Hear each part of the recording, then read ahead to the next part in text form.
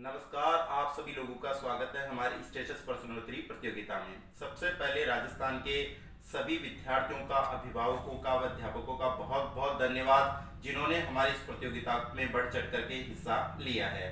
अब बात करते हैं कल के विनर की। कल की जो विनर थी वो थी अनीता रानी चौधरी। अनीता रानी चौधरी को हमारे सिस्टम की तरफ से बहुत बहुत बधाई और आभार। अब करते हैं पहले क्वेश्चन की ओर रुख। कल का जो पहला क्वेश्चन था वो था कि गुणसूत्रों का अध्ययन कौन सी अवस्था में करते हैं। गुणसूत्रों का अध्ययन है वो मेटाफेज अवस्था में करते हैं, क्योंकि मेटाफेज अवस्था में गुणसूत्र स्पष्ट और बड़े आकार के दिखाई देते हैं। नेक्स्ट क्वेश्चन था क्यासमेटा का निर्माण कौन सी अवस्था में होता है।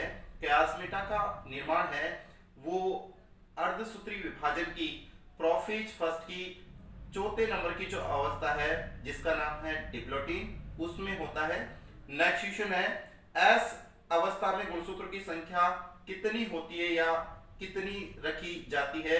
आप लोगों को पता हो कि एस अवस्था में नए आनुवंशिक पदार्थ का संश्लेषण होता है, लेकिन नंबर ऑफ क्रोमोसोम चेंजेज नहीं होता है।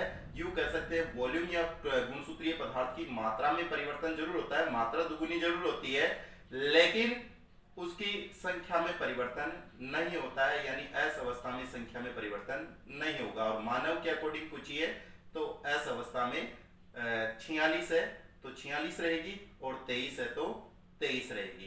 तो वहां पे जो राइट आंसर जाता है काई कोशिका, तो काई कोशिका में कितनी होती है 46 होती है, और एस अवस्था है तो वहां पे कितनी रहेगी 46 ही। नेक्स्ट बात आती है टीलोफेज की विपरीत अवस्था कौन सी है। टीलोफेज की जो विपरीत अवस्था है वो है प्रोफेज अवस्था। नेक्स्ट क्वेश्चन है अर्धसूत्री विभाजन कब होता है। केवल दुनिया में युग्मक निर्माण करने के लिए अर्धसूत्री विभाजन होता है। नेक्स्ट है मानव की एक अगुणित कोशिका में कौन सा कोशिका विभाजन होता है। शर्त ये रहती है कोशिका विभाजन में कि अर्धसूत्री विभाजन कभी भी अगुणित कोशिका में नहीं होता। तो मानव की अगुणित कोशिका की बात हुई है, यानी यूकैरियोटिक हैप्लॉइड सेल की बात हुई है, तो उसमें माइटोसिस ही हो सकता है, यानी समसूत्री विभाजन इसका राइट आंसर जाता है। नेक्स्ट क्वेश्चन था मानव मादा के गर्भाशय में कौन सा विभाजन होना है। तो गर्भाशय की बात थी, गर्भाशय अपनी बॉडी का एक अंग है, यानी कायिक भाग है। तो अगर बॉडी के जितने भी पार्ट होते हैं लैंगिक अंगों के कुछ ऊतकों को छोड़ करके, तो ये लैंगिक अंग में नहीं काउंट हो रहा है यहाँ पे, क्योंकि ये कायिक भाग है, और कायिक भाग की अगर दीवार में या मान लो उस अंग की किसी भी कोशिका में होगा तो वो समसूत्री विभाजन होगा। नेक्स्ट है कोशिका का आकार डंबल के आकार का विभाजन में होता है या कौन से विभाजन में होता है।